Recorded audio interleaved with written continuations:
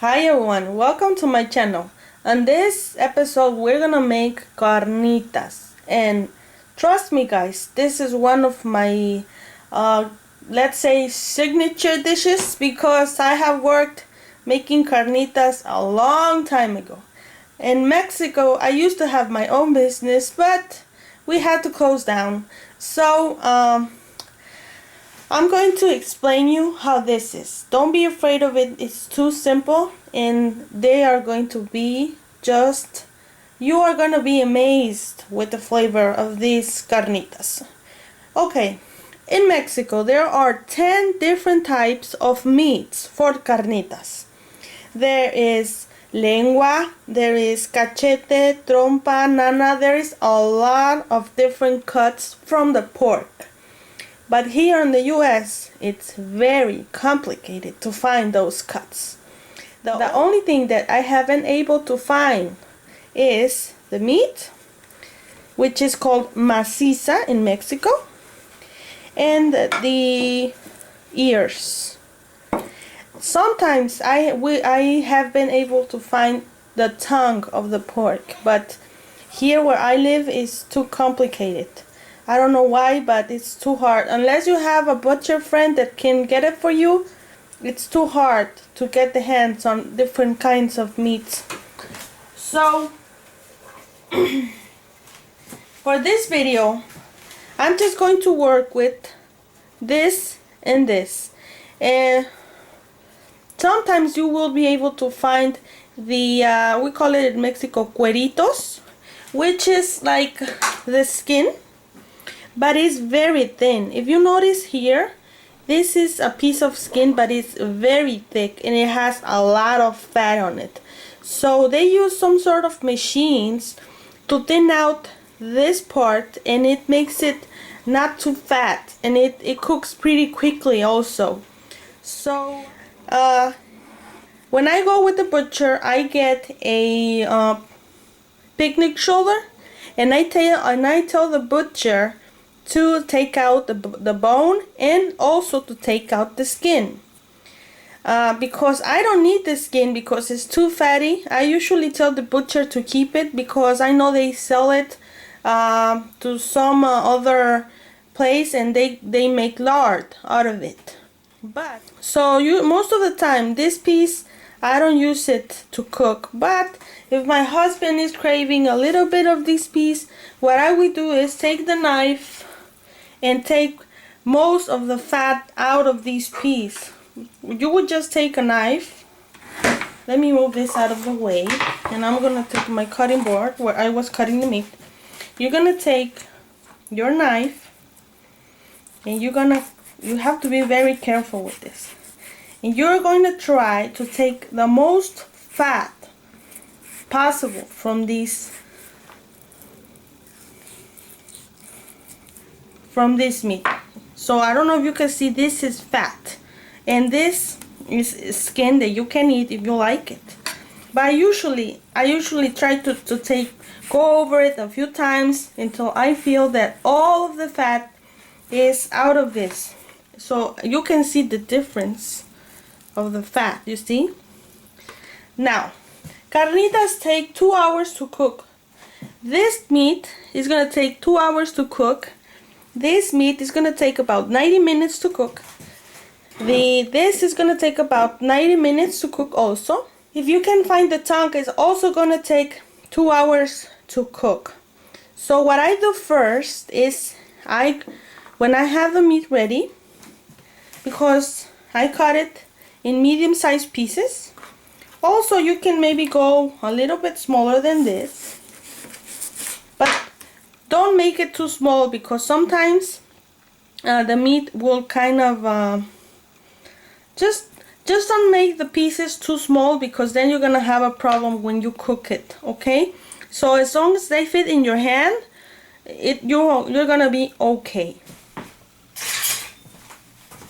Okay, so now that you have your meat, what you're going to do is you're gonna pour the lard in your pan or casserole, whatever you want to use for this, As long as it's a deep dish, it's gonna work. So I'm pouring my pork lard in here in a pot.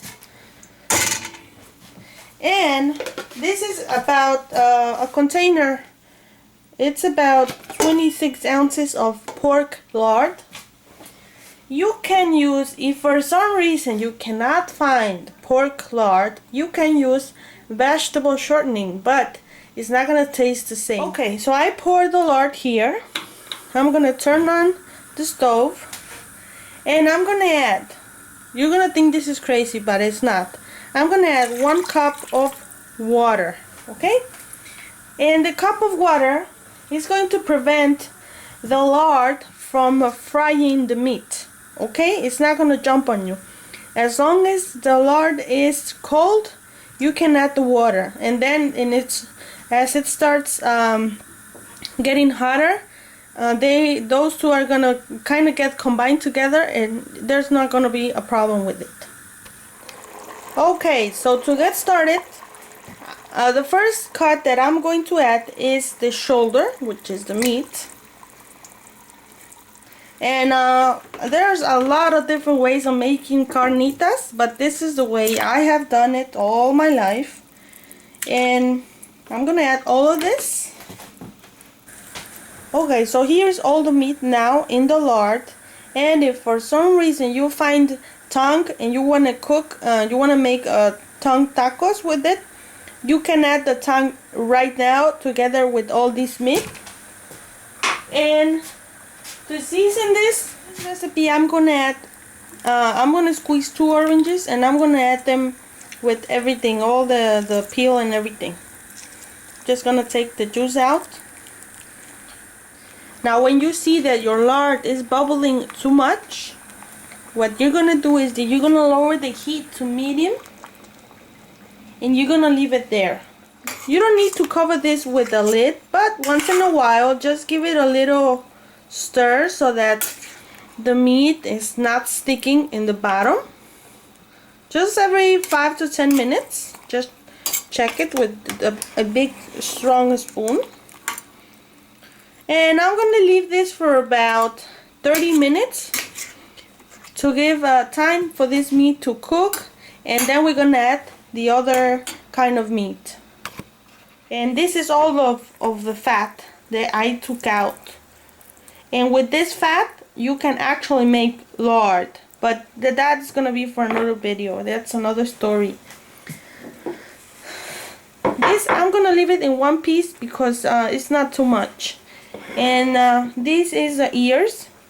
The only thing you need to do with the ears is just take a look at them, because sometimes they have hair and they don't clean them. They don't clean them very well sometimes, so if you see any kind of hairs, you just take it to your stove and with the fire just burn it. So this is how your lard should be bubbling. It shouldn't be too high the temperature or too low. A medium temperature. So now it's been about 30 minutes since I left this here, and I'm gonna add this part, which is the skin part, and I'm also gonna add the ears, and I'm gonna try to kind of mix this so that they fit here and they kind of start cooking.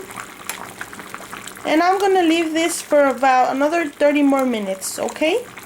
And remember to keep stirring, just checking here in the bottom that your meat is not sticking. Just put in your spoon and make sure the meat is not sticking every once in a while.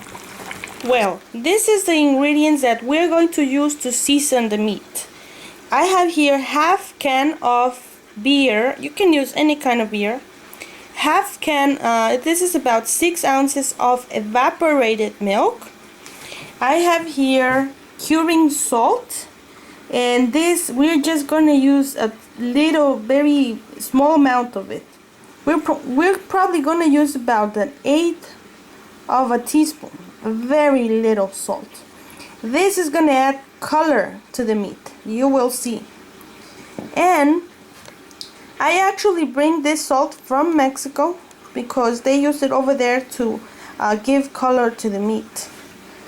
And these are the spices.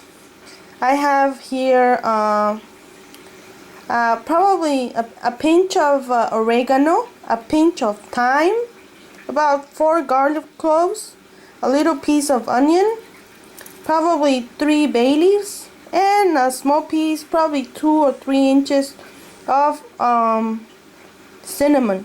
This is Mexican cinnamon. If you cannot find the Mexican cinnamon, I really suggest you use more quantity, because the cinnamon that it's sold in the US, as you can see, this is in a lot of pieces. The one that's here in the US is just 1 piece. You would probably have to add a whole stick to it, and this is just a very tiny piece that I'm gonna use because this is more concentrated. Okay, and I also chopped some onion and some cilantro, so that when the tacos are ready, we're gonna serve it with this.